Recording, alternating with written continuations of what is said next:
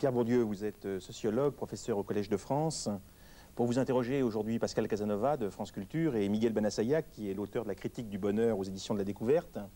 Vous êtes l'auteur d'un très grand nombre de livres. Je vais commencer par un livre qui pourrait être un peu, au fond, comme la phénoménologie de l'esprit pour Hegel, donc un livre central dans votre œuvre, qui est La Distinction. Parce que c'est quelque chose qui fait peut-être mieux comprendre ce qu'est votre projet. Alors dans La Distinction, vous essayez de montrer non pas du tout comment la culture est articulée sur les classes sociales, mais bien plutôt comment il y a des espaces sociaux de différence. C'est-à-dire comment les choses ne sont pas figées en classe, mais les comportements culturels, tout ce qui est le capital symbolique des uns ou des autres, est constitué de façon différente en fonction de l'origine sociale des uns ou des autres. C'est bien ça ? Oui, enfin, vous avez dit d'emblée le mot-clé, vous me faites un grand plaisir, parce que d'habitude, je dois rétablir dès le commencement cette vérité première, que ce qui existe dans le monde social, ce ne sont pas des classes, des groupes constitués, comme on le croit, mais cette réalité invisible qu'on ne peut pas toucher du doigt et qui pourtant est le principe de la plupart de nos conduites, que j'appelle espace social. Bon. Autrement dit, je crois que la difficulté qu'ont pu rencontrer les lecteurs de La Distinction vient de ce que pour manifester cet espace social, on est obligé de rendre visibles les choses qui occupent cet espace, c'est-à-dire des individus, des institutions, etc. Mais ce qui existe vraiment, c'est l'espace. Alors bon, je vais tout de suite donner un exemple simple qui, je crois, fait comprendre.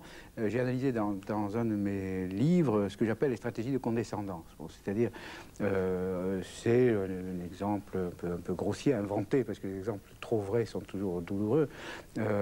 C'est, par exemple, l'aristocrate qui va dans son box de chevaux privé, qui rencontre son palefrenier, qui lui tape sur l'épaule et lui dit « Mon brave, mon alezan est prêt ». Bon. Alors, exemple imaginaire, on peut trouver l'équivalent dans le rapport entre un prof et un étudiant, etc. Bon. C'est le prof qui, en 68, tutoie un étudiant, par exemple. Bon. Dans ce cas-là, qu'est-ce qui se passe? Apparemment, il y a une relation visible, deux hommes qui se parlent, bon, et qui se disent certaines choses. En fait, ce qui commande ce qu'ils se disent et le sens de ce qu'ils se disent, c'est une relation complètement invisible, une relation de distance sociale, bon, celle qui sépare un aristocrate de son serviteur, bon, et qui est apparemment niée par l'action même qui se voit. Voilà, bon. Autrement dit, pour que je puisse avoir une stratégie de condescendance à l'égard de quelqu'un, il faut que je sois tellement sûr de ma hauteur par rapport à lui que je peux faire semblant de me mettre à son niveau. Voilà. Alors, voilà un exemple. Vous avez déjà commencé avec des choses qui sont tout à fait significatives de votre œuvre, l'invisible, le caché. On dit toujours, Bourdieu veut révéler. Alors révéler ce qui est caché. Alors ce qui est caché, c'est justement, par exemple, la guerre des goûts. Ce qui est caché, c'est au fond une guerre sociale qui ne se dit pas, et qui est une contradiction donc entre les gens en fonction de leur situation sociale, mais tout ça ne se dit pas. Est-ce qu'on peut aller au fond des raisons pour lesquelles ça ne se dit pas?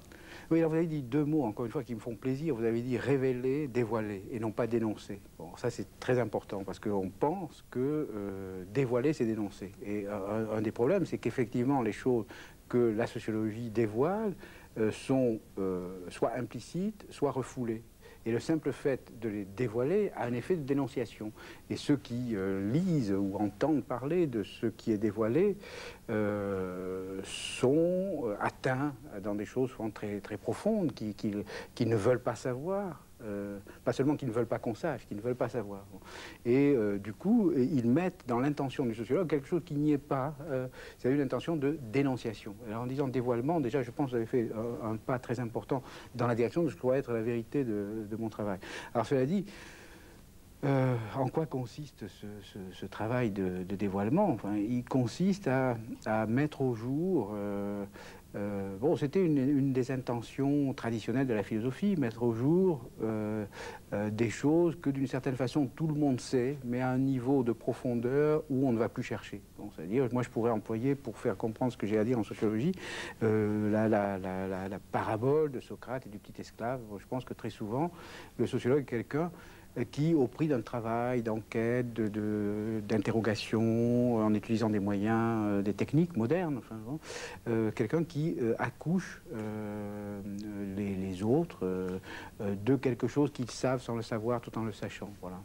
Alors pourquoi les choses cachées? Pourquoi y a-t-il, au fond, des choses qui ne se disent pas dans cette guerre des goûts, ou dans cette guerre sociale? Pourquoi? Moi, je pense Stratégie? Oui, moi je pense qu'il y a beaucoup de choses. Il y a les choses cachées, je dis, elles sont inconscientes ou implicites. Alors là, il y aurait beaucoup à dire sur ce point. Il y a des choses simplement implicites qui sont difficiles à savoir parce qu'on n'a pas toujours les instruments ou le temps. Alors ça, c'est une chose que je rappelle toujours. Le privilège des intellectuels, c'est qu'ils ont le temps. Bon, ils ont le temps. Platon le disait déjà, la scolée, ça veut dire à la fois le loisir et l'école. Bon, alors ce sont des hommes d'école qui peuvent prendre le temps de réfléchir, d'interroger, de réfléchir sur eux-mêmes, sur les autres, etc. Bon. Donc les intellectuels ont ce privilège, enfin, les chercheurs ont ce privilège d'avoir le temps, et de prendre leur temps. Bon. Et de ce fait, ils peuvent rendre explicites des choses implicites. Bon. Et en plus, alors, ils ont parfois, ça peut être parce qu'ils sont poussés par des pulsions. Hein. Je ne nie pas que mon travail est parfois à son principe des pulsions, que mon travail même me permet de contrôler, je crois. Enfin, peut-être, bon. Cela dit... de contrôler oui. Contrôler quoi? Oui, ces pulsions. Je pense que je ne nie pas, donc mon travail puisse avoir pour principe des pulsions sociales de tous ordres, etc. Bon, mais peu importe les motivations, le sociologue est quelqu'un qui va se donner les moyens de faire accéder à l'explicitation des choses que personne ne veut savoir. Alors, je viens au problème des goûts. Je pense que les goûts sont une de ces choses. À la fois, c'est quelque chose dont on parle tout le temps dans une soirée un peu mondaine, un peu ennuyeuse. Quand on ne sait plus de quoi parler, on parle de cinéma. Bon, et en fait, on fait des espèces d'échanges, de jugement de goût. Bon, le jugement de goût est la chose la plus facile. Enfin, un jugement de vérité, c'est très difficile. Un jugement de goût, on peut dire je suis pour, je suis contre. Bon, c'est une des raisons pour les... Bon, alors, les jugements de goût sont à la fois quelque chose de très, très superficiel et de très, très profond, à travers lesquels les gens révèlent bon, ce que j'appelle un habitus, c'est un grand mot pour dire une chose, je crois, très complexe. C'est-à-dire une espèce de petite machine génératrice, enfin, bon, c'est une analogie un peu sauvage, un programme d'ordinateur bon, à partir duquel les gens engendrent des foules de réponses à des foules de situations, des réponses qui apparemment n'ont aucun lien entre elles, et qui, du point de vue du sociologue, en ont un, parce que le sociologue est quelqu'un qui reconstruit cette petite machine à partir de laquelle les gens ont prononcé. Bon, ce qui fait que c'est vrai que la sociologie enseigne aux gens que dans ces jugements naïfs, imprudents, ils livrent beaucoup d'eux-mêmes. Pascal Casanova. Vous venez d'employer ce mot de habitus.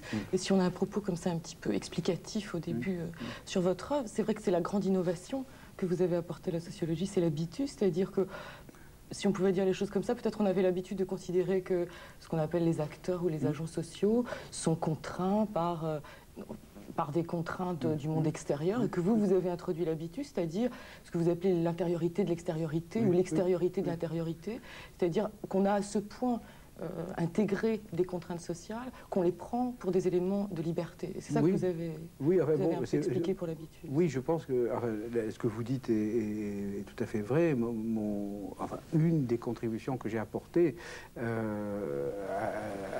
exactement sur ce point, j'ai essayé de dire que le sujet, j'emploie entre guillemets, enfin, des actions sociales, n'est pas un sujet. Ce n'est pas un jeu conscient, posant des fins explicites, calculant ses moyens en fonction de fins explicitement posées, etc.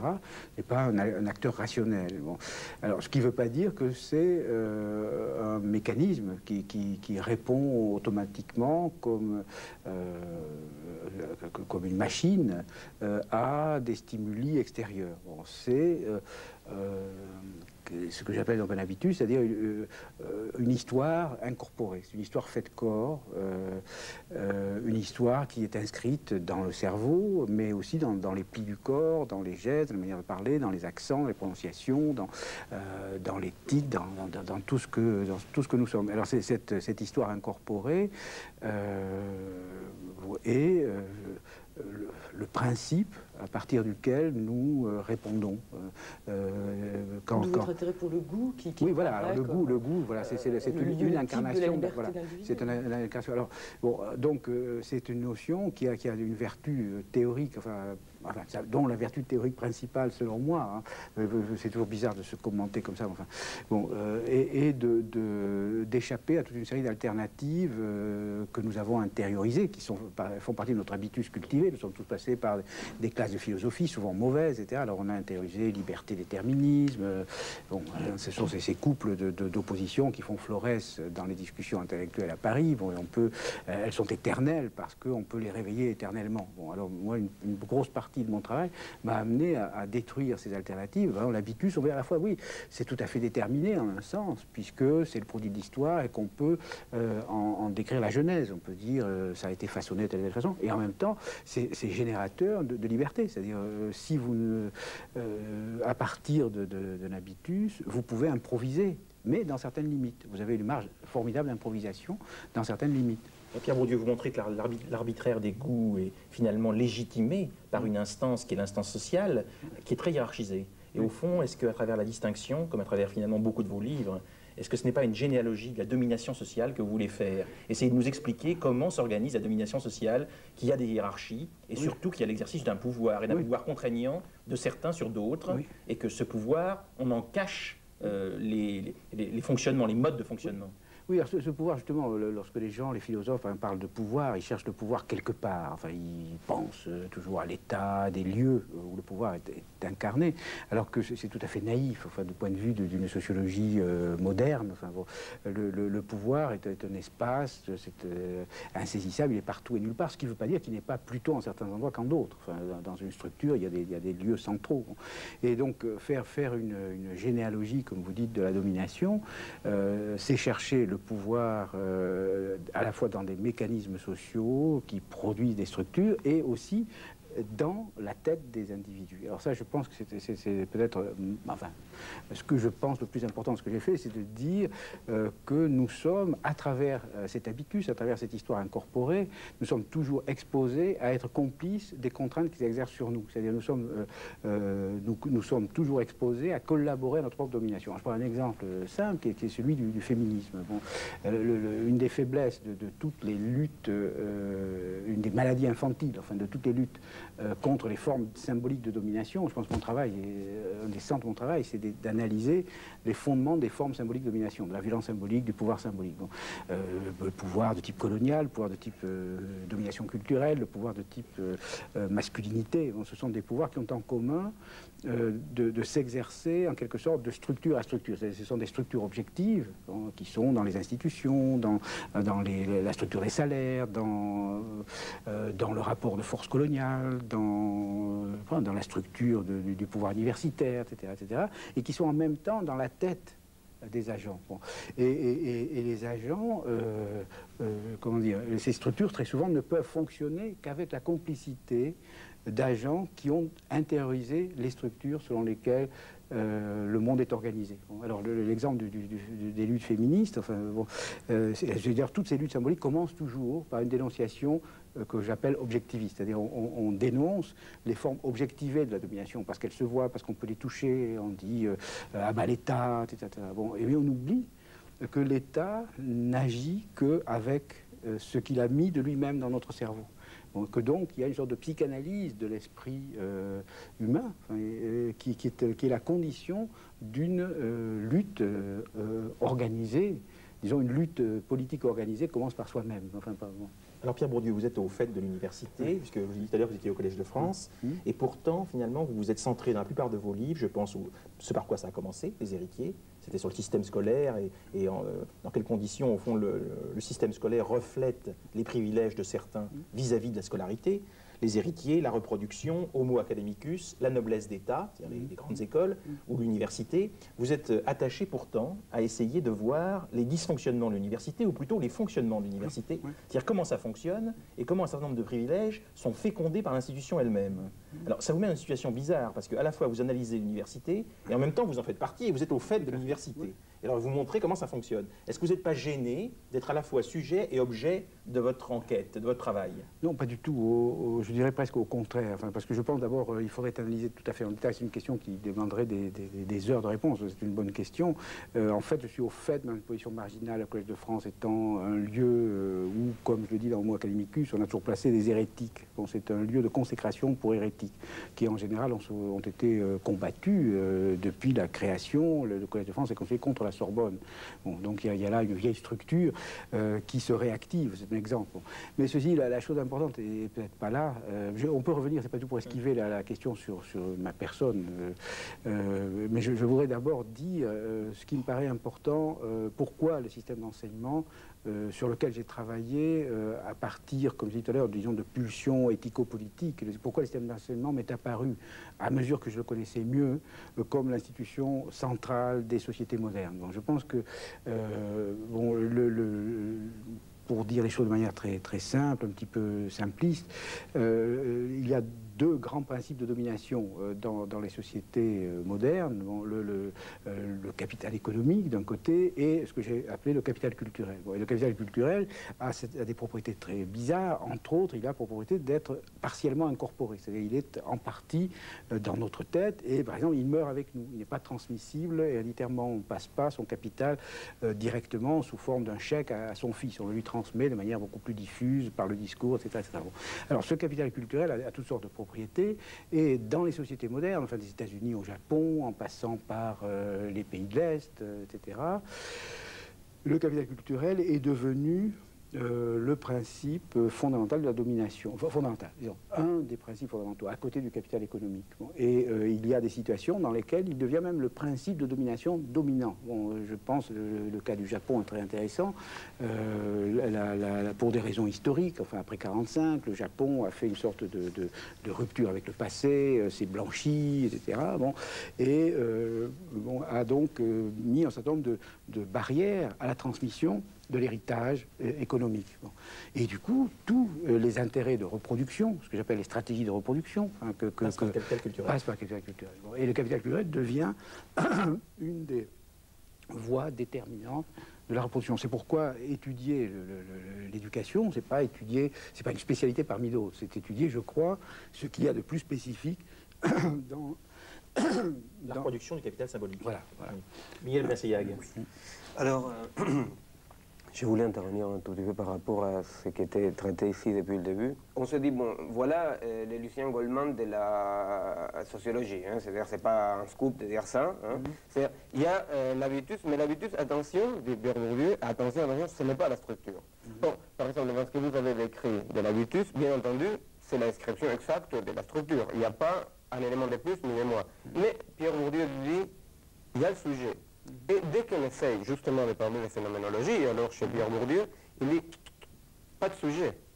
On parle des agents. Hein, et il existe comme ça ce décalage en permanence, hein, dans lequel effectivement, je pense que la question du goût, hein, parce que bon, on pourrait effectivement dire, il s'échappe parce qu'il est une anguille, c'est et peut-être, certainement, mais dans tous les cas, il y a une question beaucoup plus sérieuse que d'être une anguille, c'est votre intérêt par les goûts, c'est ce qu'on appelle le goût, la mode. Pourquoi? Parce que dans les goûts, et c'est ce que je voudrais introduire dans les questions pour annoncer, dans les goûts, il existe cette articulation, effectivement, entre la singularité de la corporalité hein, et, bien entendu, toutes les structures sociales, symboliques, la mode et historique. Et je crois que si vous avez centré des choses sur le goût, hein, c'est là où il existe, effectivement, cet intérêt d'une intrigation qui traverse toute votre œuvre. Parce que votre œuvre a quelque chose de tout à fait atypique pour un sociologue, c'est que vous vous occupez de la vérité. Pierre Bourdieu. Oui, je suis très content de cette question, parce que, comment dire, et du rôle central que vous faites jouer au goût, parce que j'ai dit tout à l'heure que j'essayais d'échapper à l'alternative sujet, objet, conscience, inconscient, etc. Et la notion de goût est, je crois, très exemplaire. Pour faire comprendre ce que, en bref, peut-être mon rapport central au problème que vous avez posé, j'utilise souvent une phrase célèbre de Pascal qui dit « Le monde me comprend et m'engloutit comme un point ». mais je le comprends. Bon. En fait, je pense, si j'avais à donner un résumé de tout mon travail, je dirais ça. Parce que, en fait, je décris un espace, et un espace est un système de points différents. Bon. Hein, c'est pas autre chose. Si vous prenez le livre de Strawson sur l'individu, il dit l'individu, c'est un point dans un espace. Et à ce titre, comprendre un individu, comprendre Flaubert, par exemple, bizarrement, c'est pas s'enfoncer dans la singularité de Flaubert, au sens où on fait l'habitude, par une tête de narcissisme à deux, que sont la plupart des commentaires littéraires, c'est de saisir la particularité de ce qu'était Flaubert en le resituant dans l'espace où il était. Donc, je dirais, j'ai écrit un article qui s'appelle « Le point de vue de Flaubert », c'est-à-dire je saisis Flaubert comme un point dans un espace. Mais pour comprendre Flaubert, il faut que je sache qu'il était Champfleury, qu'il était des tas de gens dont on ne sait plus le nom parce que Flaubert les a fait tomber dans l'oubli. Bon. Donc je situe, j'objective un point. Bon, mais ce point étant situé, je ne dis pas que c'est un point de vue. Bon, et qui va voir le monde à partir de ce point, qui va le constituer. C'est ce qu'on met d'habitude sur la notion de sujet. Mais ça ne veut pas dire qu'il est... C'est pas un sujet au sens traditionnel, une espèce de sujet pur, un sujet transcendantal, qui a des catégories universelles. Non, c'est un sujet dont les catégories de perception et de pensée, les structures, les chaînes avec lesquelles il va construire le monde, sont pour une part les structures du monde dans lequel il est. Bon. Alors, vous voyez, mais qu'est-ce que ça apporte de plus? Vous avez deux fois la nécessité, une fois dans l'objectivité, une fois dans la subjectivité. Et c'est pas faux. Bon, cela dit, il y a une troisième point de vue. Il y a tout de même la sociologie. Alors, je dis, attention, je tremble, parce que c'est le sociologue roi, etc. Bon, peut-être. Hein. Moi, je fais mon boulot, j'essaie de comprendre. Alors, je dis, en faisant ce que je viens de faire, c'est-à-dire de décrire ce que nous sommes. Nous sommes dans un espace, c'est l'espace qui nous caractérise. Et en même temps, nous avons un point de vue sur cet espace qui est lié au point que nous occupons dans l'espace. Bon. En faisant ça, je crée un autre point de vue qui est ouvert à tout le monde. Tous les gens qui me lisent peuvent le prendre. Qui consiste à dire, eh bien, peut-être que si je sais où je suis dans l'espace et que j'ai un point de vue dans cet espace qui voit quelque chose au fait que je suis un point dans cet espace, je risque d'être un sujet.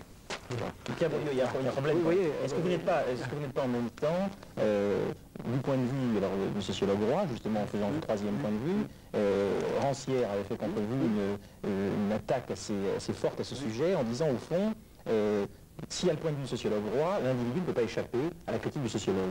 Alors quelle est la liberté dont dispose l'individu? Quand vous reparlez tout à l'heure du sujet, vous dites, moi j'englobe aussi l'idéologie du sujet et la manière dont le sujet se représente l'espace. Alors qu'est-ce qui se passe pour le sujet? Est-ce qu'il y a un moment où il peut éventuellement affirmer quelque chose d'irréductible au travail du sociologue? Je vais poser la question différemment. Le paradoxe, ce serait que vous passez votre temps à expliquer que nous sommes prisonniers de toutes les contraintes intégrées de la société et qu'en même temps, le seul lieu de la libération possible de l'individu, disons, pour ne pas dire le sujet, ce serait précisément la sociologie qui explique pourquoi on est contraint, comment on est prisonnier, comment on ne peut pas s'en sortir, et que paradoxalement, ce serait là le lieu de la liberté. Je ne sais pas si c'est le seul lieu, c'est un des lieux. Et si je suis obligé souvent d'accentuer l'importance de ce lieu, de faire la logique, tordre le bâton dans l'autre sens, qui est plutôt la mode aujourd'hui, c'est parce que c'est le lieu que les producteurs culturels veulent le moins reconnaître. Ils veulent bien reconnaître le lieu analytique, etc., mais alors le lieu sociologique, ils ne veulent pas savoir. Bon, ça, j'ai beaucoup dit ça dans mes écrits. L'idéologie intellectuelle par excellence, c'est l'idéologie de Mannheim, l'intellectuel sans attache ni racine, nous sommes sans feu ni lieu, sans foi ni loi, nous sommes libres, etc. Bon. Et moi je pense que ça c'est l'idéologie par excellence des intellectuels qui sont aliénés parce qu'ils se croient libres. Alors je dis... Est-ce qu'il y a que le sociologue qui est irréductible à la sociologie? Pas du tout, pas du tout. Non, non, je dis le sociologue est un travailleur intellectuel, alors j'emploie le mot à dessein, c'est pas la mode aujourd'hui, et je ne l'aurais pas employé il y a 20 ans, hein, à l'époque c'était la mode.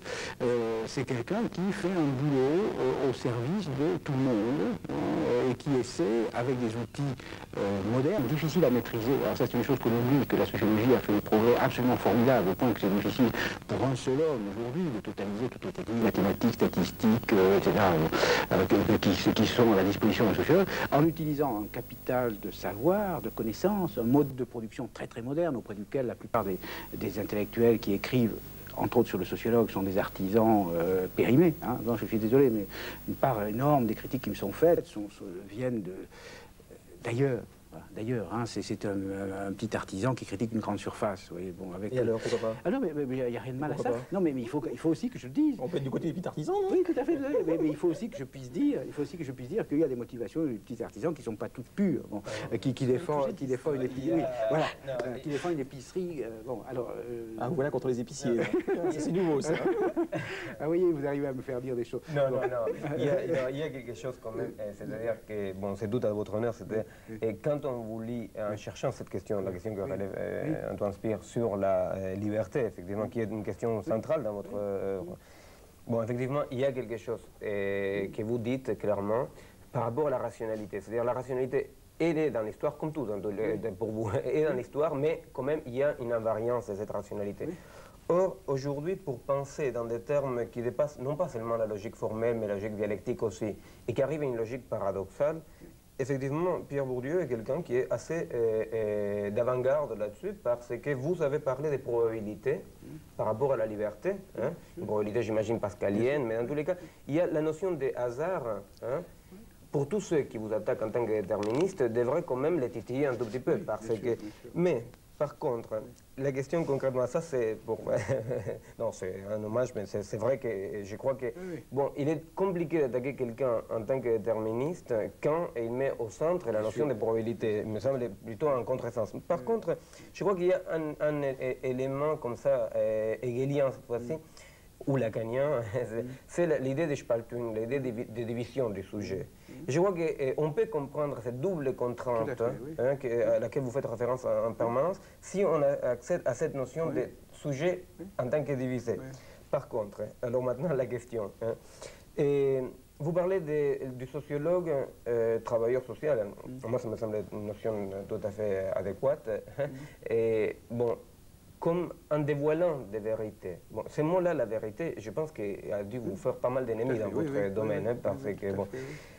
Or, le problème, c'est de savoir, cette vérité-là, elle est, pour vous, vraiment à dévoiler, donc, finalement, vous voilà coincé en tant qu'empiriste, ou peut-être, quand même, chez vous, il existe, il est vrai, c'est-à-dire, je n'ai pas halluciné, quelques relents comme ça, platonicien, dans le sens que finalement, quand même, hein, quoi qu'on puisse dévoiler, quoi qu'on puisse mettre à jour dans notre travail, il existe quelque chose que vous ne nommez certainement pas structure, mais qui est de l'ordre d'une fidélité platonicienne, hein, du non dévoilable de la vérité, tout en étant le nord poursuivi. Hein.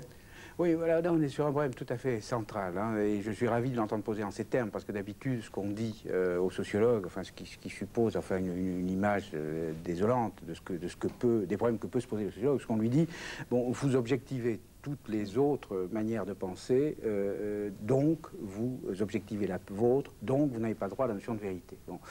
Alors c'est enfantin, c'est bon pour une classe de terminale de philo-lettres, enfin, bon, mais je trouve que c'est indécent dans la discussion scientifique. Alors la façon dont vous posez le problème, moi, me convient très bien, et c'est, je pense, le problème central que les sciences sociales, dès leur apparition dans le monde intellectuel, et les sciences psychologiques, enfin, bon, on fait surgir, qui est le problème des rapports entre histoire et vérité, historicité et vérité. S'il est vrai que la vérité est historique, qu'elle a des conditions sociales de production.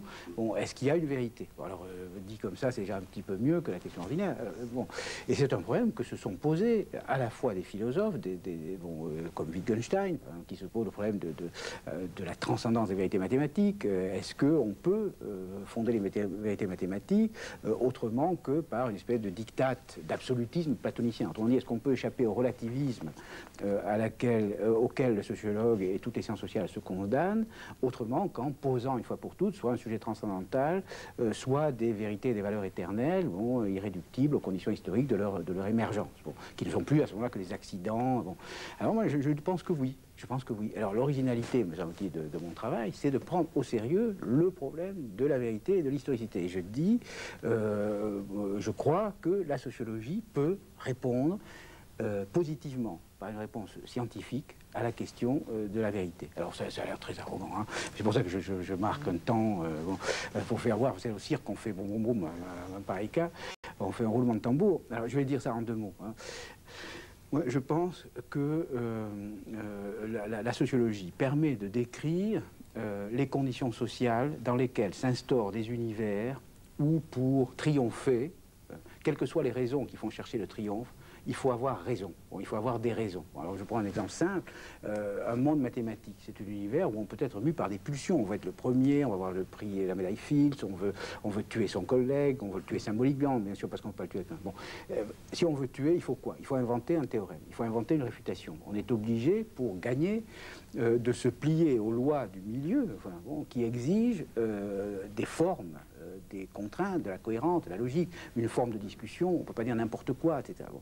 Alors moi je dis, lutter pour la vérité, j'appelle ça la réelle politique de la raison, je dis lutter pour la vérité, c'est lutter pour que les conditions sociales favorables à l'instauration d'univers sociaux soumis à ce genre de règles soient remplies. Bon, vous savez, par exemple, quand je m'occupe d'une réforme de l'éducation, bon, je lutte pour la vérité. Quand j'explicite, par exemple, ce que je suis en train de faire, les règles de fonctionnement de l'univers, je pourrais dire, voilà, on va prendre 3 univers, je veux dire celui qui est le plus favorable à la production de vérité. Bon, la question, est-ce que la sociologie est une science? Bon, ben, on va dire, on va prendre les différentes sciences, on va les décrire sociologiquement, hein, et on peut les ranger selon le degré auquel la forme de communication, le type de revue scientifique, les manières dont on accède aux revues scientifiques, les effets de pouvoir, les effets etc. Ce que vous voulez dire, c'est que la lucidité que vous nous enseignez par rapport au système de transmission du savoir, transmission du capital symbolique, est susceptible de favoriser l'émergence de la vérité. Voilà. Oui, c'est un élément d'une lutte dans laquelle les intellectuels, dans ce cas-là, remplissent leur rôle spécifique, les intellectuels, leur fonction sociale, historique, qui est le produit d'une histoire, elle aussi. Hein. En même temps, c'est de lutter sur ce terrain-là. On voit bien votre pari pour la vérité dans votre œuvre. Mais on peut aussi, je ne sais pas si vous êtes conscient, si vous serez d'accord ou pas, mais en vous étudiant loin du Collège de France ou des instances comme ça, en vous étudiant même à 10 000 km, et donc dans une espèce de froideur comme ça, dehors de ces narcissismes comme ça, des chapelles, on peut quand même avoir une lecture de vous tout à fait postmoderne, c'est-à-dire en trahison envers la question de la vérité. Et ça, c'est très gênant. Parce que, bon, Pierre Bourdieu est quelqu'un qui, effectivement, apprend à penser, certainement, parce qu'il refuse toutes les étiquettes. C'est vrai qu'il existe une façon de penser des pseudo-intellectuels qu'ils veulent vite fait étiqueter quelqu'un, parce que quand on étiquette, on connaît le reste, on n'a même plus besoin de lire. Hein. Tu sais, Pierre Bourdieu, c'est ça. Alors vous avez... Ce qui est bien, j'ai toutes les étiquettes. Je suis néo-marxiste, néo-weberien, néo-durkheimien. Ça dépend des époques. Ça dépend des époques. Mais ça, alors, il y a un problème, c'est-à-dire c'est que, bon, parfois, on peut vous accuser un peu, on comprend pour votre histoire, hein, votre histoire, vous accusez un peu de voir, par exemple, dans l'étiquette marxiste, que vous refusez à juste titre certainement, seulement un marxisme positiviste tout à fait dégénéré, stalinien. Parfois, vous refusez cette étiquette, mais sans faire la précision qu'il y a quand même à boire et à manger. Hein, c'est-à-dire, bon. Alors, après, vous revenez là-dessus. Mais le problème avec ce refus des étiquettes comme ça est qu'on risque d'avoir une étiquette Pierre Bourdieu et que cette étiquette-là aille comme une bague au doigt à une pensée qui refute justement la question de la vérité, qui refute la question de la décision, de la liberté, qui est la pensée post-moderne, avec son sous-produit. Oui, un nihilisme, quoi, pour l'appeler par là. Tout à fait. Un nihilisme qui est avec un réalisme tout à fait plat, ça ne va pas avec votre œuvre. C'est-à-dire, je pense que là-dessus, moi personnellement, si j'avais un vœu à exprimer envers quelqu'un qui a une œuvre comme la vôtre, c'est que par exemple, dans une époque de crise intellectuelle tellement grave comme celle que nous sommes en train de vivre, au moins là-dessus, vous preniez parti clairement, c'est-à-dire dans le sens de dire, le refus des étiquettes pour pouvoir penser, bon, tout ça ne va pas sans une claire critique des attitudes post-modernes elles font fi de la vérité. Oui. Non, mais je suis tout à fait d'accord, je n'ajoute rien. Mais je crois que vous vouliez poser une question. Oui. Vous répondez pas. Je voulais poser une question beaucoup plus naïve. Il me semble que vous n'avez pas répondu tout à l'heure à la question de la place que vous occupez. Et on pourrait dire, on disait tout à l'heure, vous n'avez cessé de vous intéresser au monde universitaire, au monde intellectuel, au champ intellectuel auquel vous appartenez. Alors qu'est-ce que ce serait votre intérêt à vous? Pourquoi est-ce que votre place, ça serait toujours de dévoiler la place des autres et la vôtre? Qu'est-ce que ça veut dire ça? Comment vous analysez la place que vous occupez, dévoilant celle des autres? Oui, on peut dire, bon, je pense, c'est une chose que j'ai dite, je réponds en même temps à la question que vous posiez. Enfin, dans Homo academicus, je crois que j'étais aussi loin que possible dans le sens d'une réponse à la question que vous posez. Alors, une des raisons qui font qu'il est très difficile de prendre des positions au fond que vous me demandez, c'est que à un certain degré de lucidité sur les rôles sociaux déjà constitués. Hein, par exemple, le fait de refuser les étiquettes, c'est un rôle social typique de philosophe, qui se constitue comme au-delà de tout, au-delà du delà, comme dit Achille Talon, hein, qui est un grand auteur philosophique. Donc, Achille Talon ? Oui, et donc, quand on va être au-delà du delà, on dit je ne suis pas celui que vous croyez. Enfin, Heidegger a passé sa vie à faire ça, ce qui est très dangereux, et je pense qu'une certaine forme de postmodernisme est très dangereux en ça, et en ça je suis tout à fait d'accord. Mais comment se fait-il que c'est pas facile d'obéir à votre injonction très amicale, hein. Bon, pourquoi c'est pas facile? Parce qu'on sait d'avance que d'abord il y a ces rôles sociaux déjà constitués, et c'est pas facile de tomber dans un rôle qu'on a objectivé, de se laisser enfermer dans un rôle qu'on a objectivé, même si on sait qu'on n'est pas dans ce rôle, on sait qu'on sera perçu en fonction de ce rôle. On dira, tu vois Bourdieu qui dénonce tout quand même depuis qu'il est au Collège de France, il dit que, hein, voilà, vous savez, je l'entends pas parce qu'on n'ose pas me le dire, mais je sais que ça se dit, a priori je peux le déduire. Bon. Donc il y a ça, et d'autre part, il y a le fait que comment dire, l'objectivation ultime, enfin bon, ultime, historiquement provisoire, à un certain moment qu'on peut accomplir, consiste à faire ce que j'ai fait dans Homo academicus, et à dire il faut objectiver deux choses. Il faut objectiver la place que le producteur d'un discours, quel qu'il soit, occupe, non pas dans le monde social, ça c'est trop facile. Je dis, on tire des gros boulets, mais ils passent au-dessus des têtes. Hein, c'est petit bourgeois, bourgeois, etc. La place qu'il occupe dans son univers spécifique, là où il a ses billes. Et les billes, pour l'intellectuel, c'est, si c'est un sociologue, c'est le champ sociologique, si c'est un historien, c'est le champ historique, c'est là qu'il a ses intérêts, etc. Donc il faut objectiver ça. Et le sociologue est celui qui peut objectiver les intérêts des autres, donc les siens, puisqu'il y a un certain moment où il est dans un espace où il sait qu'il a ses intérêts. Bon. Et ensuite, ayant fait ça, il y a un deuxième niveau, et ça c'est ce que j'ai fait dans le livre qui m'est le plus cher, parce que celui qui m'a le plus coûté, et qui je crois, bon, c'est le sens pratique, où j'ai dit, il y a un degré, il y a quelque chose, enfin, de très très profond, que nous avons beaucoup de mal à objectiver, c'est tout ce que nous devons au fait que nous sommes membres d'un monde intellectuel. Ce que j'ai dit tout à l'heure très vite quand j'ai parlé de Scollet, le fait que nous sommes des hommes de loisirs, des hommes qui ont le loisir de penser. Et je pense, alors ça par exemple, tout ce livre est tourné vers l'explicitation d'erreurs qui sont liées au fait d'être théoricien. Le théoricien, celui qui regarde, qui décrit des jeux, sans les jouer. Bon, c'est Lévi-Strauss qui décrit des systèmes de parenté qui ne se demandent pas est-ce que je vais marier ma fille. Bon. Bien, moi je rappelle que un des grands décalages, un des grands principes d'erreur que nous avons en tant que penseurs, en tant qu'hommes de loisirs, bon, un des grands principes d'erreur réside dans ce fait que nous sommes hors jeu. Bon, nous sommes hors jeu. Et nous oublions de mettre dans la description que nous faisons du jeu le fait que pour décrire le jeu, il fallait être hors jeu. Bon, et donc, nous faisons des théories fausses, bon, mais foncièrement fausses. Alors, c'est ce que j'appelle, c'est un philosophe enfin, pour moi très important, qui s'appelle Austin, et il appelle ça scholastic view, le point de vue scolastique, le point de vue auquel j'ai le sens fort, le point de vue de la scolée. Bon, oui, j'avais une petite question connexe à propos du point de vue. Et ça, je vous interromps, parce que je n'ai pas répondu complètement à votre question. Mon idée, c'est que et ça a été très dur pour moi, dans Homo academicus, j'étais parti, au fond, avec la tentation ordinaire du sociologue, qui est d'objectiver les autres, et ce qui est un plaisir particulièrement jouissif, d'objectiver ses concurrents et ses collègues, bon, hein, d'objectiver, de faire... Bon. Alors il y a un petit plaisir souverain à dire, regardez comme ils sont naïfs, je vais décrire les règles d'un jeu selon lequel ils jouent, etc. Accrochez-vous sur ce plaisir, accrochez-vous sur ce plaisir, là, je voudrais quand même qu'on aille loin.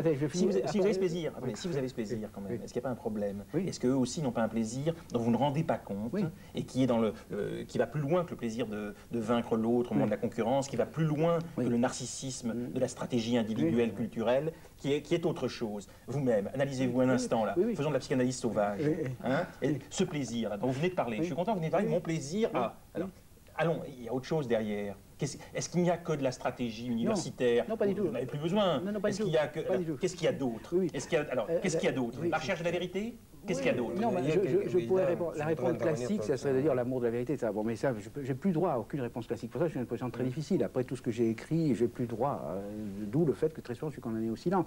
Alors, je condamne les autres au silence, mais moi particulièrement. Hein. Vous savez, je dis ça, c'est une phrase de Cage qui dit, on lui demandait pourquoi on fait de la musique, pour empêcher les autres d'en faire. Moi, je pense qu'une partie énorme de ce que j'écris est destinée à faire taire tout un tas de gens. Donc, qu'on puisse plus dire, malheureusement, hélas, comme disait...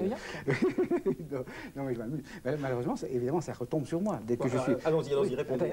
Mais je réponds. Mais dès que je suis dans une salle, je donne des instruments et instantanément, les gens se servent des instruments contre moi. Bon, c'est ça, je pense, c'est une fonction historique. Bon, alors, j'ai tellement de choses à dire que je ne sais plus. Non, je veux dire, pour finir avec ça, que au fond, ce que j'ai essayé de dire, c'est et ça a été très dur pour moi, parce que j'ai gardé ce livre dans mes tiroirs pendant 5 ans, je ne pouvais pas le publier. Alors là, le psychanalyste aurait sûrement des choses à dire, je ne pouvais pas le sortir. Je l'ai porté 3 fois à mon éditeur, puis je le ramenais, je lui disais non, je ne peux pas publier ça, parce que ça me faisait peur, c'est ça. Bon. Jusqu'à ce que je puisse écrire une introduction qui dit, elle est très compliquée, très abstraite, Homo academicus. Jusqu'à ce que je dise, bon, au fond, c'est vrai que j'avais la pulsion du philosophe souverain, bon, qui surmonte, surplombe, objective comme Dieu, etc. Bon. Alors, ceci, ayant objectivé cette pulsion, est-ce que ça a des effets sur ma pratique scientifique? C'est pas un point d'honneur intellectuel. Et ça a changé ma manière d'écrire. Bon, et au fond, alors ça c'est ma conviction profonde, alors ça je le crois profondément, c'est que j'ai converti une pulsion, un plaisir, une libido, parce qu'il y a des libidos sociales, moi je dis le monde social constitué, bon, ça a converti une libido, besoin de meurtre, de revanche, de tout ce qu'on pourra imaginer, hein, en pulsion scientifique, bon, au prix d'un travail qui est à la fois un travail sur soi, il faut expulser des tas de choses, et un travail armé d'instruments de contrôle. Je voulais juste poser une petite question annexe. Je me souviens d'un papier que vous avez publié dans Le Monde il y a quelques temps sur Rocard, et je crois que ça s'appelait La vertu républicaine, et vous faisiez un hommage vibrant à Michel Rocard au moment des accords de la Nouvelle-Calédonie. Et est-ce qu'à ce moment-là, justement, vous parlez de point de vue et de place du sociologue, vous occupiez la place du sociologue qui dit la vérité, ou bien c'était l'individu Pierre Bourdieu qui disait, voilà, Michel Rocard incarne la vertu républicaine par ses accords. C'est très compliqué. C'est un problème qui se pose à moi tout constamment, parce que ça, c'est étonnant. On peut parler de l'Algérie aussi. Oui, c'est étonnant, parce que je ne l'ai pas déjà dit. Très souvent, je dis, là, je vais vous répondre, vous interrogez en tant que sociologue, là, je ne peux répondre qu'en tant qu'individu, parce que je n'ai pas travaillé, je n'ai pas élaboré. Très souvent, je dis ça. Hein. Alors, souvent, le problème se pose. Bon, alors, quand on intervient sur le terrain politique, c'est une très grande difficulté. Si je me dépouille de l'autorité qui peut être attachée au fait que j'ai écrit des livres, que je suis au Collège de France, etc., je perds toute efficacité. Bon. Donc, souvent, j'ai besoin d'utiliser... Vous ne pouvez pas, parce que votre nom seul suffit. Oui, d'accord, mais oui, bien sûr. Bon, pour donner de la force à des idées qui, souvent, intrinsèquement, sont très faibles. Hein. L'autre le disait, la force intrinsèque de l'idée vraie, on sait très bien que c'est pas grand-chose. Bon. Je suis obligé de me servir d'une force sociale qu'au fond de moi-même, je peux critiquer, donc je peux ricaner dans mon intimité. Hein. Bon. Alors, est-ce que l'essentiel n'est pas la lucidité? Est-ce que c'est pas un double jeu? Est-ce qu'il n'y a pas un double jeu? Oui. Est-ce que c'est pas l'essentiel? Quand vous mettez Pierre Bourdieu, on sait d'où vous parlez.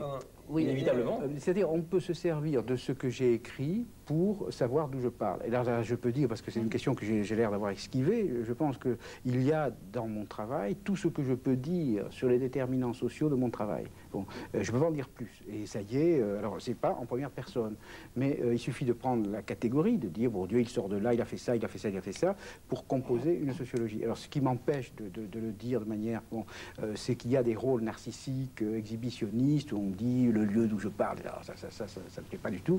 C'est une façon de se peloter. Enfin, bon, j'aime pas du tout les échanges de narcissisme, mais il y a tous les éléments. C'est-à-dire, et d'autre part, mon travail consiste à fournir des instruments d'objectivation qui sont faits pour se retourner, non seulement contre moi, ce qui n'a aucun intérêt, mais contre tous les travailleurs intellectuels.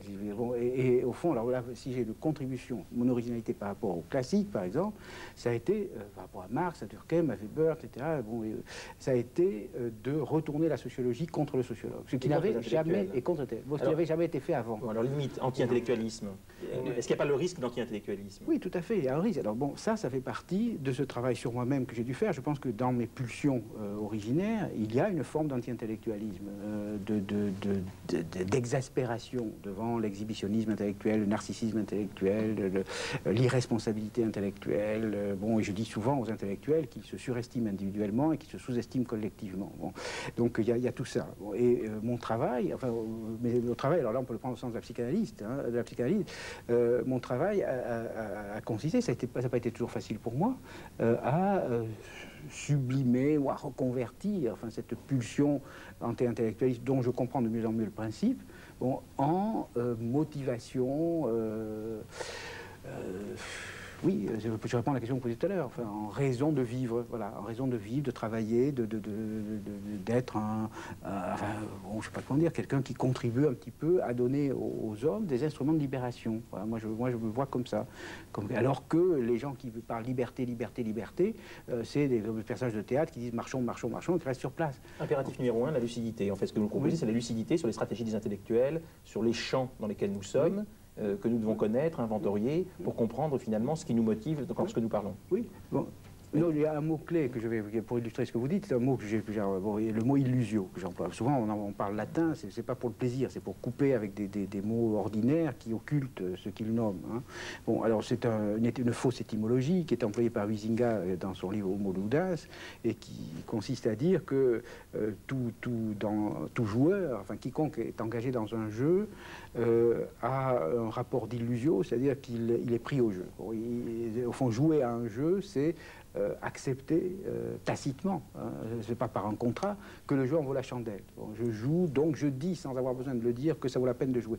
Et très souvent, je me bats avec des gens qui ont en commun avec moi que le jeu en vaut la chandelle. C'est pourquoi des tas de jeux ne sont pas des jeux à la vie, à la mort, parce qu'on s'arrête au moment où on casserait les jeux. Hein, bon. Alors, moi, ayant explicité ça, je pense que je donne quelque chose qui peut-être, en tout cas moi ça m'a beaucoup servi en ce sens, à la fois un moyen de comprendre le monde et une sagesse. C'est-à-dire que bon, maintenant, très souvent, quand je serai sur le point de m'emballer pour un hocher, parce que bon, le monde social nous tend des hochers tous les jours, hein, c'est des réunions où on aurait pu ne pas venir, et puis tout d'un coup on est pris, on se met à polémiquer, etc. Bon. Alors moi j'ai le mot d'illusio qui m'est extrêmement utile. Alors ça me permet, je continue à jouer le jeu, personne ne s'en aperçoit. Alors ça c'était déjà dans Montaigne, hein, les pensées d'arrière-boutique, etc. Bon, hein, et puis en même temps je sais que voilà, ça n'est qu'un jeu. Et ça donne un détachement, ce détachement que les sagesses ont toujours poursuivi, hein, du bouddhisme aux stoïciens, on a toujours dit, voilà, te laisse pas prendre au jeu. Ça. La sagesse, parfois aussi, elle est d'accepter tout bêtement qu'on a les mains sales et qu'on est jusqu'au cou dans la situation. Parfois. Mais justement, bon, je pense qu'il existe... je vous ai coupé la parole. Non, pas du tout. Et je pense qu'il existe chez vous, effectivement, il suffit de voir votre œuvre et la façon dont vous l'avez forgée, et ce qu'on appellerait un transfert du travail. C'est vrai, hein, c'est un exemple de soulignement, c'est le transfert de travail. Mais il existe à la fois une crainte d'envers votre œuvre. Et alors, bon, illusion, imagination, idéologie, on connaît les 3 I, hein, les 3 I qui servent toujours pour se dégager d'une situation. Mais le problème, c'est que bon, ça fait moi quelques années que j'habite en France, alors je comprends bien de quoi vous parlez quand vous parlez d'académicus, hein, c'est-à-dire, bon, l'homme, comme ça, tout cet universitarisme français, je comprends bien. Mais je crois que ça fait un peu franco-français, cette interprétation-là, elle fait un peu franco-française. Parce que les idées, hein, c'est un tout petit peu pour reprendre à ce que disait Antoine Spire tout à l'heure, les idées, les théories, une certaine praxis d'amour de la vérité, de fidélité envers la vérité, ne se jouent pas toujours, comme vous disiez tout à l'heure, comme au Collège de France ou comme à l'université en France, et simplement faire un théorème pour dégommer les petits copains. Et il y a des fois dans lesquelles ce que vous dites, parce qu'on fait des Bourdieu contre Bourdieu, hein, ce que vous dites est vrai. Il y a des fois dans lesquelles effectivement une théorie, une prise de position fait corps et met en danger quelqu'un, et en plus fait avancer ou reculer les choses. Et c'est là où, par exemple, on peut vous en vouloir un tout petit peu parce que Bon, moi je vais vous dire, je crois qu'à l'époque où à l'école normale supérieure, vous avez créé votre groupe de défense de la pensée finalement, hein, contre le stalinisme, contre, bon.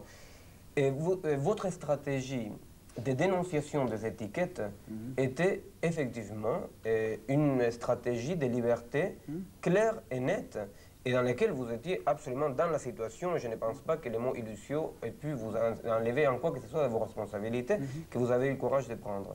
Mais aujourd'hui, pour aujourd'hui, en 1989, et cette même stratégie rencontre d'une façon tout à fait malheureuse, et je reviens là-dessus, la stratégie d'un certain réalisme nihiliste postmoderne, parce que c'est pas pareil que Pierre Bourdieu dise à l'époque du stalinisme roi, contre les mandarins staliniens et contre cette comme ça, oppression de la pensée qu'était le stalinisme pour les intellectuels. Bon, c'est pas pareil qu'à cette époque-là, ils disent on peut penser quand même, et refusent les étiquettes pour qu'on pense. Parce que ça, c'était une attitude dans la situation de fidélité à la vérité, certainement. Mais aujourd'hui, hein, parce que vous êtes là, vous êtes jeune, vous continuez à produire, alors aujourd'hui, hein, malheureusement, les gens qui disent ça, ce sont vos ennemis d'hier, vos ennemis jurés, parce que moi je ne parle pas d'adversaires, hein, je parle vraiment d'ennemis, les ennemis de la vérité, qui sont ces gens-là, pardon, je finis là-dessus, sont les gens qui s'attaquaient à la vérité hier et s'attaquent aujourd'hui à la vérité. Sauf qu'aujourd'hui, malheureusement, malencontreusement, votre refus d'étiquette, votre refus comme ça de clairement énoncer la question de la vérité, hein, ça leur sert à ces gens-là, vous comprenez? Parce que les postmodernes, eux, ils ne se battent pas contre la vérité pour se battre contre le stalinisme. Ils se battent contre la vérité, ils se battent contre la décision, ils se battent contre, dans cet imaginaire narcissique, pathologique presque, hein, dans lequel on serait toujours au-dessus de tout, rien n'étrange dans la réalité. Bon, c'est-à-dire, par exemple, Pierre Bourdieu, qui défend le relativisme, hein, quand vous êtes dit à l'école normale supérieure, c'est-à-dire quand vous avez dit, bon, quand même, il y a des trajectoires, il y a des stratégies, avec leur singularité, est une chose. Aujourd'hui, un certain relativisme anthropologique ou sociologique veut dire tout à fait le contraire. Alors c'est là, vous comprenez, où... Il y a énormément de choses dans tout ce que vous dites. Bon, d'abord, je ne défends pas le relativisme. Je dis que la vérité est une création de l'histoire, bon, ce qui ne veut pas dire qu'elle est historique. Enfin, bon, je pense qu'il y a une genèse historique de la vérité, bon, et ça ne relativise pas pour autant la vérité. Bon, alors, il y a des conditions de ça. Bon. Alors, je dis deuxièmement que en prenant ce point de vue et en prenant pour objet les univers qui prétendent à énoncer l'universel, parce qu'un de mes objectifs permanents, ça a été d'étudier des champs de production qui sont autonomes relativement autonomes par rapport aux forces sociales. C'est le champ religieux, c'est le champ politique, c'est le champ juridique, c'est le champ intellectuel, c'est le champ scientifique, etc. Ces univers ont en commun de prétendre à l'universel. Ils prétendent donc à la transhistoricité, ils prétendent échapper aux contraintes historiques et sociales. Bon, et en rappelant que ces univers qui prétendent l'universel, et vos postmodernes en font partie, bon, en les prenant pour objet et en les historicisant, on se donne les moyens de se libérer des coups de force qui s'exercent au nom de la vérité. Bon, et moi, je pense qu'il y a des crimes qui se commettent tous les jours au nom de la vérité, qui se commettent tous les jours. Par exemple, je l'ai dit tout à l'heure à propos du marxisme, une des raisons pour lesquelles je n'ai pas envie de donner à ce que je fais, même que ça me coûterait de dire, oui, après tout, on peut mettre ça au compte du marxisme. J'ai mis la notion d'habitus au compte d'un livre de Panofsky, dans lequel le mot n'est pas. Vous voyez, bon, j'étais jeune, il fallait que je prenne un parapluie, en même temps, c'est un type que j'admirais beaucoup. Voilà. Hein, donc, je pourrais le faire. Hein, bon, et je pense que c'est... Bon, bref. Parfois, ça pourrait être utile de dire ça. Dans une certaine conjoncture, si ça peut être utile que je vais en Amérique latine, de dire, bon, je le ferai. Ouais, bon. Je m'en doute, oui. Oui, je le ferai. Mais ceci dit, je crois qu'il est très très important de savoir que dans ces petits univers où se jouent des jeux, où circule du narcissisme, etc., des crimes peuvent se commettre au nom de la vérité. Il y a et là, bon, je suis quand même conséquent avec moi-même. Je dis, étant dans un univers comme ça, il faut commencer par balayer devant sa porte. Bon, alors, ce qui ne veut pas dire que je pense que le rôle de l'intellectuel s'arrête à la frontière de son champ. Hein. Un des problèmes étant de savoir... Vous risquez de pécher par humilité, justement, oui, vous comprenez, oui, c'est très compliqué. Je comprends bien que vous dites, et ça revient dans tous vos ouvrages, il faut balayer devant sa porte, je comprends bien, et c'est tout à votre honneur. Mais le problème, c'est que Pierre Bourdieu, il dépasse largement sa porte, son quartier. Cela dit, si déjà j'arrivais à balayer hors du champ tout un tas de gens qui se réclament de l'autorité du champ pour exercer des effets de vérité, comme les postmodernes dont vous parlez, ben, je pense que j'aurais rendu un certain service à l'humanité. Ils sont mis à nu quand même par l'analyse sociologique. Ils sont mis à nu par l'analyse sociologique. Ces gens-là, si vous prenez leur trajectoire, vous regardez leur travail, pour parler dans ces termes, etc., vous savez, bon, c'est vite fait hein, de voir la différence, à la fois dans les principes et dans les conséquences. Bon, donc, je pense... Vous pouvez dire leurs références, parce que vous m'avez donné ces références, je trouve ça formidable. Ils ont été pour... Oui. Il y a des gens bon, ils ont été les élèves d'Alain, les élèves d'Alexandre, ensuite ils ont été les disciples de Beaufray, ensuite ils ont été les disciples d'Heidegger, ensuite ils ont été en 68 les disciples de Gramsci, et maintenant c'est Wittgenstein. Voilà, ça c'est l'itinéraire type. Hein. Voilà, l'itinéraire type. Alors c'est toujours des gens qui sont toujours sur les sommets, enfin c'est-à-dire qui prennent toujours entre deux choix le plus chic. C'est tout à fait intéressant. Alors que bon, ça par exemple, c'est une des choses, quand vous avez parlé de travail tout à l'heure, je le dis très très modestement, moi, je pense que mon plus grand mérite, enfin, dans ma trajectoire, ça a été de choisir toujours le choix le moins chic. Et parce que très souvent, la vérité est à ce prix. Bon, je pense que j'étais philosophe. Moi j'ai envie de dire Bourdieu tout de suite, là. Le moins chic, est-ce que c'est pas très chic? Bon, alors c'est vrai alors ça c'est très facile, on peut retourner. Ah non, je ne retourne pas, je vous utilise. Non, c'est très gentil de le dire comme ça, au contraire, parce que les gens le pensent et ne le disent pas. Moi, je suis ravi quand on me dit les choses. Non, c'est vrai que paradoxalement, ce choix du non chic finit par être chic à la longue. Oui, on peut dire, mais au fond, ça a bien payé. C'est typiquement la trajectoire de l'hérétique qui finit par être consacrée. Bon, cela dit, ça n'a pas été fait pour ça. Alors là, la notion de stratégie est très importante, parce que quand je dis stratégie, il faut la rattacher à habitus. C'est-à-dire c'est quelque chose qui a pour principe une libido socialement constituée, pas nécessairement consciente à elle-même, c'est pas un calcul. Hein. Bon, donc, on ne peut pas dire de quelqu'un, je passe mon temps à dire ça aux gens qui travaillent avec moi, qui font de la sociologie et des intellectuels, on étudie monsieur X ou Y, linguiste du 19e siècle, qui a fini au Collège de France. Alors bon, instinctivement, on étudie tous ces choix comme s'ils avaient été déterminés par la volonté d'arriver au Collège de France. Bon, hein, en fait, je pense d'ailleurs que une des conditions des réussites hérétiques, c'est précisément ne jamais avoir voulu.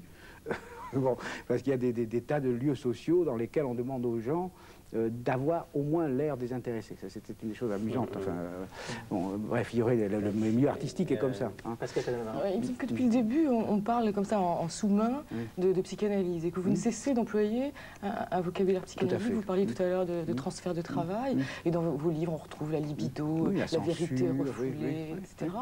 Il me semblait aussi qu'on peut lire votre œuvre comme, vous dites vous, une auto-analyse, souvent vous employez ce terme-là dans Chose dite, je crois. Et on pourrait dire aussi une autobiographie. Hein, vous avez commencé par les paysans du Béarn, et puis il y a eu l'Algérie, et puis les héritiers, etc., qui suit tout votre itinéraire. Et on pourrait dire, alors, qu'est-ce que c'est cette référence-là permanente à la psychanalyse, sans qu'elle soit jamais clairement définie, peut-être? Si, elle l'a définie. Oui. Non, mais je veux dire qu'en même temps, vous vous intéressez pas du tout aux mêmes déterminants. De la même façon, la psychanalyse dévoile les illusions du désir, mais ce ne sont pas les mêmes déterminants, ce ne pas les mêmes obstacles à la liberté qui sont montrés par la psychanalyse. Oui, alors, elle s'intéresse aux déterminants non sociaux. Je suis ravi que vous le posiez. Et en même temps, les conditions d'une discussion approfondie ne sont pas réunies. Alors je me demande qu'est-ce que je peux dire. Moi, ce que je peux dire, c'est que très très sommairement, mais je pense que c'est déjà mieux que rien pour dissiper un certain nombre de contresens sur ce que j'ai pu dire ou écrire. Moi, je pense que le rôle de la sociologie, c'est d'analyser le travail que les espaces sociaux font subir à une libido qui canalise la psychanalyse, mais qui n'est pas mon travail. Bon, moi, si je ne m'en occupe pas, c'est que c'est pas mon travail. Alors déjà, on me dit que je me mêle de tout. Si en plus, donc je m'arrête à la porte et je dis, moi, je reçois en tant que sociologue, je reçois des gens dont je suppose qu'ils ont des pulsions dont je ne cherche pas à connaître les principes, et j'étudie comment le monde social canalise, oriente, manipule, constitue, institue ces pulsions. Je pense que le monde social, pour moi, institue, c'est le mot fort, des pulsions, les travaille, les transforme, et en se servant d'un matériel qui lui est fourni par des choses dont elle n'étudie pas le principe. Bon. Voilà. Alors comment on transforme une libido, au sens freudien, en libido académica? Comment on fait un type qui est prêt à tuer son collègue parce qu'il lui a piqué un poste de technique? Voilà. Bon. Voilà. Alors ça c'est très très intéressant. Bon. Et je pense que justement, il n'y a aucun antagonisme de frontières. Bon, c'est la même chose d'ailleurs avec les Non, mais si théoriciens. vous utilisez le même vocabulaire, c'est pas par hasard. C'est aussi que vous faites le même travail d'une certaine façon. Oui, si vous voulez, par certaines... bon, là, vous me poussez à en dire un petit peu plus. Je pense que dans certains cas, quand par exemple je décris à propos de Heidegger, il y a un modèle théorique derrière, qui est un modèle de la production de discours. Il n'était pas content parce que son papa était épicier, quoi. Oui, non, non, pas du tout. Le modèle qui est dessous est celui-là. Moi, je dis, pour comprendre un discours comme celui de Heidegger, il faut avoir deux choses. Il faut avoir d'une part une certaine pulsion sociale, c'est-à-dire libido socialement constituée, hein, qui est liée à son origine sociale, à son papa, mais aussi à sa carrière, ses études, au fait qu'il a commencé à faire de la théologie, donc il était brillant, et en même temps paysan, tout ça. Bon. Donc il faut avoir ça, d'une part, et d'autre part, il faut avoir un espace qui est le champ de la philosophie dans les années 23-30 en Allemagne, bon, dans lequel il y avait des kantiens qui se trouvaient être juifs, il y avait des sociologues dont on parle jamais mais auxquels on pense toujours, il y avait tout un tas de gens, bon, et ce champ jouait le rôle d'une censure. Bon, je dis une censure, c'est-à-dire il est ce à quoi il faut se plier si on ne veut pas être exclu du champ. Le champ, hein, Et alors, le discours est une résultante de ce que j'ai très envie de dire. Une stratégie de distinction aussi. Oui et non. Il y a quelque chose que j'ai très très envie de dire. C'est plus fort que moi. Je ne sais même pas que je veux le dire. Je veux dire des choses horribles. Heidegger, il voulait dire ces mecs, ils sont affreux, ils sont bourgeois et en plus ils sont à gauche. Voilà, c'est ça qu'il voulait dire. Hein. Comment ils ont tout pour eux. Hein. Cassirer, c'est ça. C'était son frère, directeur d'une grande galerie à Hambourg, bourgeois, belle chevelure blanche, etc., allure formidable. Et en plus, moi, petit paysan, bon, j'arrive, j'ai un mauvais accent, etc. Bon, et il me double à gauche. Oh, c'est insupportable. Bon, il voulait dire ça. Bon, ceci dit, il ne pouvait pas dire ça comme ça. Il aurait été jeté tout de suite. On aurait dit, retourne à ta campagne, mon gars. Je finis ma phrase. Bon, alors, il a dit... il faut retourner la critique de la raison pure, et la vérité de la critique, elle n'est pas dans l'analytique, comme dit Cohen, elle n'est pas dans la dialectique, comme dit, etc., elle est dans l'esthétique transcendantale. Bon. Alors ça, vous voyez, c'est une censure formidable. Bon, autrement dit, il a fait une espèce de création philosophique qui est au demeurant magnifique, qui est pleine d'intérêt, hein, bon, pour de formidablement mauvaises raisons. Voilà. Alors je pense que c'est là que je reprends. Alors, dans ce cas-là, je dirais que la psychanalyse, pour moi, est un cas particulier de la sociologie. C'est-à-dire, moi, je donne un sens à la notion de censure, et je pense que si les psychanalystes m'écoutaient, je pense à les aiderait, de dire, voilà, à quel type de censure cet homme a affaire. C'est pas seulement une censure vague, générale, sur moi, papa, maman, c'est un truc qui se spécifie, et il est dans un univers, il a affaire à des mathématiciens ou à des historiens, etc. Bon. Et son travail... Voilà. Donc, moi, je suis un collaborateur des psychanalystes. Pierre Bourdieu, alors justement, dans votre pratique quotidienne, acte de la recherche en sciences sociales, la revue vous dirigez, vous avez dit à plusieurs reprises, les gens avec qui je travaille, donc les sociologues, l'équipe avec qui... Bon, vous êtes un mandarin, officiellement. Non, attendez, vous êtes un mandarin, vous ne pouvez pas nier. Bon, alors, compte tenu de ça, vous réfléchissez à ces stratégies des gens qui sont avec vous. Est-ce que vous n'avez pas tout le temps en tête vos analyses théoriques pour penser la pratique des gens qui sont autour de vous? Et en conséquence, est-ce que ça ne vous gêne pas quelquefois, au point que vous n'arriviez plus à être, excusez, naïf, comme s'il y avait une naïveté qui peut être utile aussi quelquefois pour essayer de comprendre quelque chose au-delà de tous les déterminismes qui font que les uns interviennent pour telle ou telle circonstance? Non, au contraire. Alors, encore il y a 2 jours, j'avais un déjeuner avec un très vieil ami avec qui j'ai signé des livres, enfin, bon, qui me disait c'est extraordinaire que tu restes encore naïf. C'est-à-dire tu te mets encore en colère, tu as des indignations, étant donné ce que tu écris, tu passes ton temps à dire il faut être spinoziste, quoi. Bon, neco légere, neco detestari, etc. Et tu passes ton temps à déflorer. Je dis, bah, tu vois, je pense, d'abord ça me fait plaisir psychologiquement, j'aime mieux avoir cette image-là que celle, j'étais un jeune homme en colère, j'espère que je serai un vieil homme en colère. Bon, et c'est une espèce de fidélité à l'idée que j'ai de moi. Bon, ça c'est sûrement un petit peu de narcissisme, c'est comme ça. Il y a ça, et d'autre part, je pense que, et je lui disais cet argument-là, que c'est au fond le principe de ma lucidité. C'est-à-dire que, bon, bizarrement, les gens disent, Bourdieu, il a une philosophie de l'intérêt, ce qui est faux. Hein, c'est pas intérêt, c'est illusio, c'est une parenthèse. Enfin, mais si un certain nombre de choses me sont apparues, qui sont admises comme allant de soi, c'est que elles ne me plaisent pas.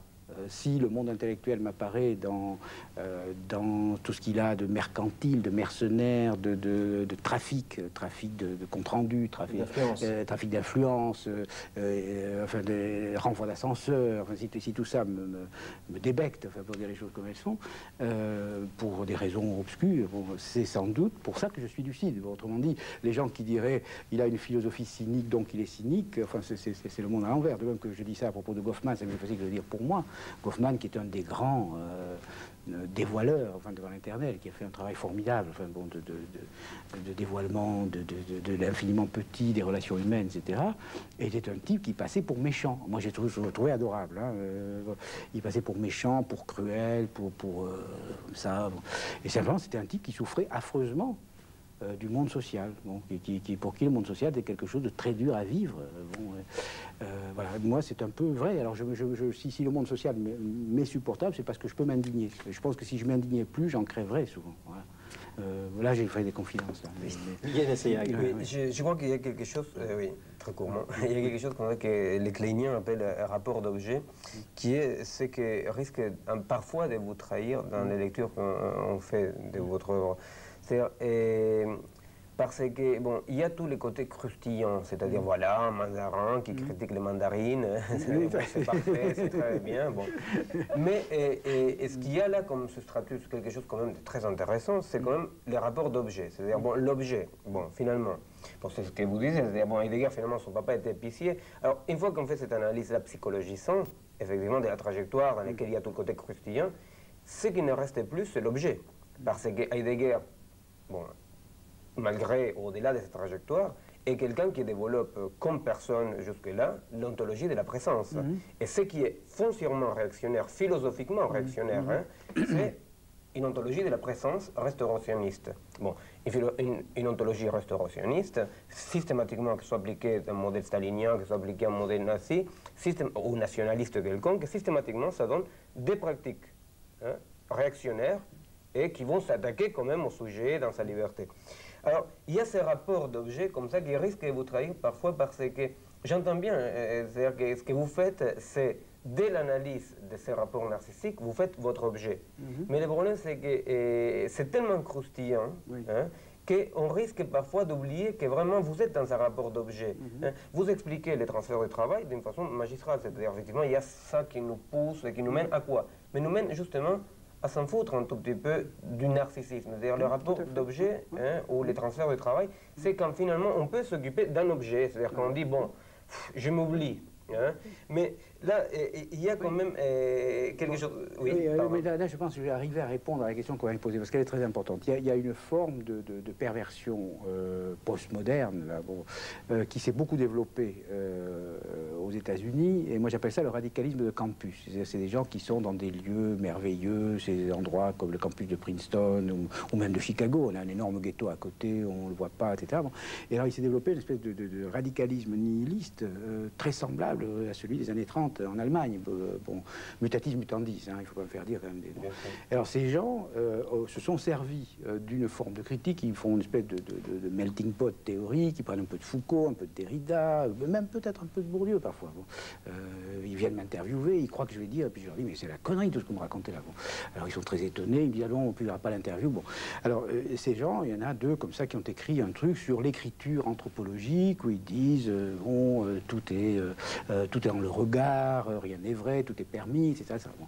Alors moi, ce que je dis à ces gens, et là je crois que je vais dans le sens de votre injonction tout à l'heure, que je n'ai pas oublié, je dis, pour moi, la critique des pulsions, des imports idéologiques, bon, n'est pas une fin en soi, elle est un préalable. C'est-à-dire, il faut se... Alors c'est là qu'on retrouve la vieille sagesse qui disait, dans Plotin, on disait ça, il faut s'enlever, on a des taits sur les yeux, on a des choses qui nous empêchent de voir. Et ces choses qui nous empêchent de voir, qui font que Heidegger, par exemple, aurait pu écrire du Bourdieu. Bon, hein, c'est très arrogant, ce que je dis. C'était génial.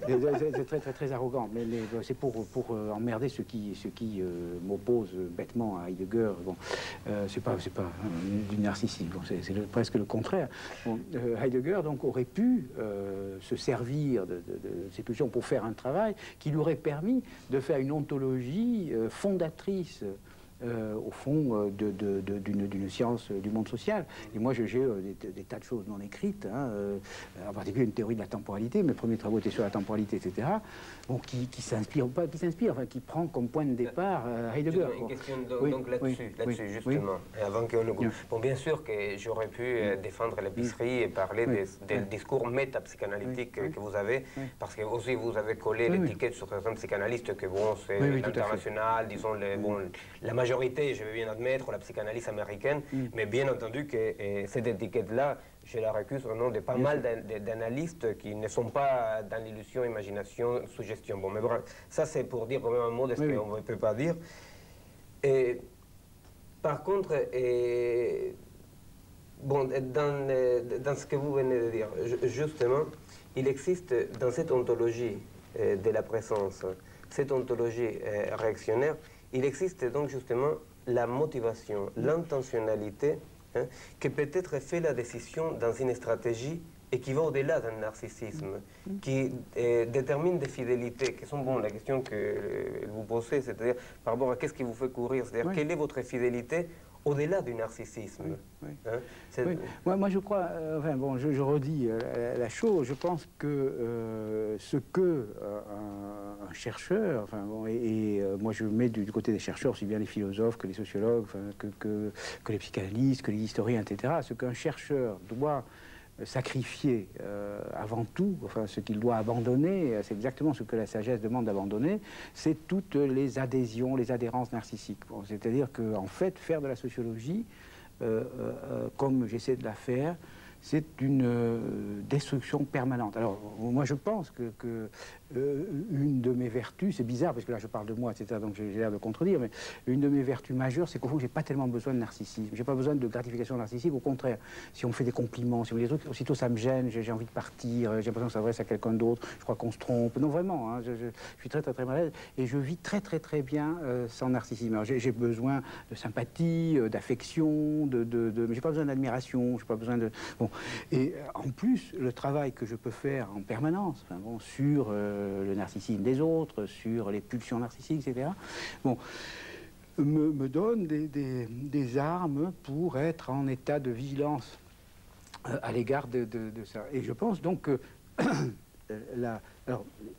tout ceci pour dire que le travail sur soi que la sociologie permet de faire, pour lequel la sociologie donne des armes, ce travail n'est pas une fin en soi, hein, il est un préalable à la position des questions de vérité, à la création des conditions sociales de vérité, par exemple, à une lecture de Heidegger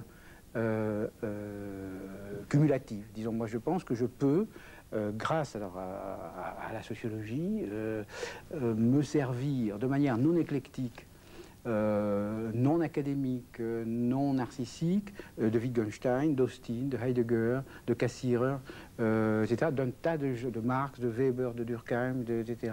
Bon, si vous faites la liste de mes footnotes, elle est tout à fait monstrueuse au sens de pleine de choses apparemment contradictoires, et je pense, alors en tout cas j'en ai la conviction intime, qu'il n'y a aucune contradiction dans l'usage que je fais de ces différentes personnes. Autrement dit, et ça, je pense que c'est quelque chose que j'ai toujours fait par choix intellectuel. J'ai toujours pensé que les alternatives dans lesquelles on essayait de nous enfermer étaient idiotes, et que finalement elles n'opposaient pas des penseurs ou des pensées ou des ismes, elles opposaient des intérêts, des libidos. Hein. Donc j'ai toujours fait ça par stratégie, et vraiment, s'il y a un coût de fabrication, j'ai une petite fabrique, hein, mon secret de fabrication principal, c'est celui-là. C'est on peut prendre dans des penseurs apparemment antagonistes de quoi construire les moyens de les dépasser. Voilà, Pierre Bourdieu, merci. Alors je vais rappeler quand même ce qu'on peut lire de vous.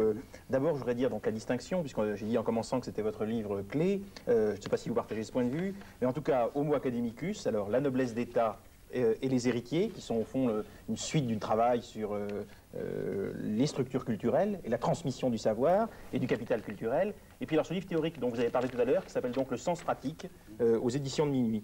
Et puis peut-être ce que parler veut dire, parce que ça analyse en même temps le discours que les gens tiennent justement sur leur savoir. Merci.